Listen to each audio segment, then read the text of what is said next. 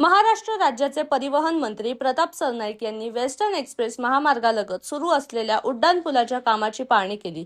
यावेळी संबंधित कामांचा आढावा घेत पुलाचे काम लवकर पूर्ण करण्याच्या सूचना देण्यात आल्या। हा उड्डाणपूल येत्या 10 जून पर्यंत नागरिकांसाठी वाहतुकीस खुला करण्याचा मानस असल्याची माहिती त्यांनी दिली।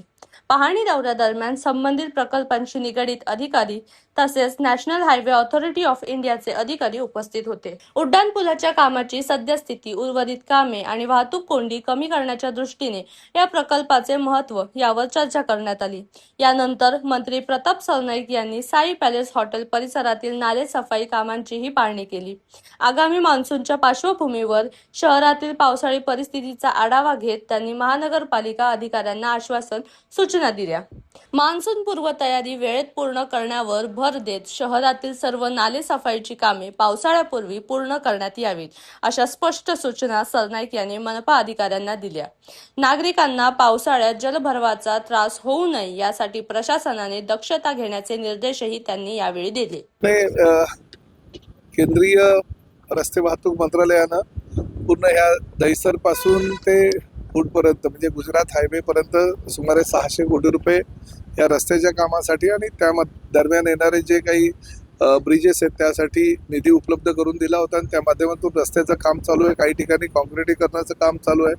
कॉन्क्रिटीकरणाचं काम योग्य प्रकारे नसल्याचंही मी पत्र आदरणीय केंद्रीय मंत्री नितीन गडकरी यांना दिलं होतं, परंतु त्या दरम्यान अजूनही यांचं काम पूर्ण झालेलं नसल्याचं मला त्यांनी संबंधित अधिकाऱ्यांनी उत्तर दिलं। आज हे नॅशनल हायवे ऑथॉरिटीचे प्रोजेक्ट मॅनेजर आणि त्याचबरोबर टेक्निकल जे टीमचं काम बघतात ते या ठिकाणी उपस्थित आहेत। त्यांना घेऊन मी आज हा दौरा केलेला। याचं कारण असं आहे की आता पुढल्या महिन्यामध्ये पावसाळा आहे आणि पावसाळ्याच्या दरम्यान ह्या परिसरामध्ये फार मोठ्या प्रमाणात पाणी जमा होतं, कारण ह्या बाजूला संजय गांधी नॅशनल पार्क आहे। संजय गांधी नॅशनल पार्क वगैरे डोंगरावरनं येणारं जे पाणी आहे ते मोठ्या फ्लोमध्ये येतं आणि ह्या आसपासचा परिसर पूर्ण जलमय होतं। त्याचबरोबर छत्रपती शिवाजी महाराजांच्या पुतळ्यापर्यंत पाणी फार मोठ्या प्रमाणात जातं, आजूबाजूच्या झोपडपट्ट्यांमध्ये पाणी शिरतं आणि त्यामुळे ह्या ठिकाणी तातडीनं काम करण्याची गरज आहे।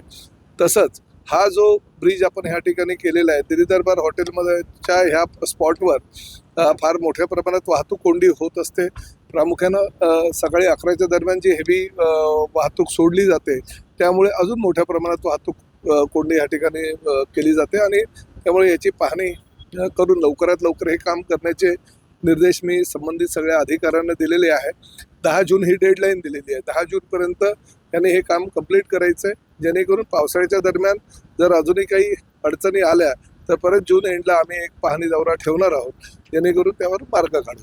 आणि त्याचबरोबर ह्या परिसरामध्ये लक्ष्मीबाग परिसरामध्ये जे पाणी ह्या डोंगराचं येतं हे झोपडपट्ट्यांमध्ये शिरत असल्याकारणानं नाल्याची सफाई सुद्धा तेवढंच करणं गरजेचं आहे, म्हणून मी महापालिकेच्या अधिकाऱ्यांना सुद्धा या ठिकाणी येऊन पाहणी करून लवकरात लवकर मार्ग काढायच्या सूचना केलेल्या आहेत। सर, नक्कीच मान्सूनपूर्वी नालेसफाई तर महानगरपालिकेने प्रस्ताव काढलेला आहे, परंतु अद्याप तरी नालेसफाई पूर्णपणे झाली नाही। याच्यासाठी आपण आदेश द्यायला नाही बरोबर आहे। आज मी काही अधिकाऱ्यांना बोलवलं। आता ह्या विधान परिषदेच्या निवडणुकीची आचारसंहिता असल्या कारणानं आमच्या अधिकारी कुठेही अडचणीत येऊ नये म्हणून त्यांना मी फोनवर सूचना केलेल्या आहेत। काही संबंधित कर्मचारी आहेत त्यांनाही जागेवर बोलवलेलं आहे। या पट्ट्यामध्ये फार मोठ्या प्रमाणात मी मगाशी सांगितलं की संजय गांधी नॅशनल पार्कवरनं येणारं जे पाणी आहे ते फार मोठ्या प्रमाणात डोंगराचं पाणी धोधो वाहत असल्या कारणानं या जून, जुलै, ऑगस्ट महिन्यामध्ये पूर्णपणे हा परिसर जलमय होतो आणि त्यासाठी नालेसफाई करून योग्य तो मार्ग म्हणजे वाहत्या प्रवाहाला काढणं गरजेचं असतं आणि त्यामुळे ती सूचना मी केलेल्या आहेत। मी आता ही पाहणी संपल्यानंतर त्या ठिकाणी जाऊन आमच्या महापालिकेच्या अधिकाऱ्यांना सुद्धा सूचना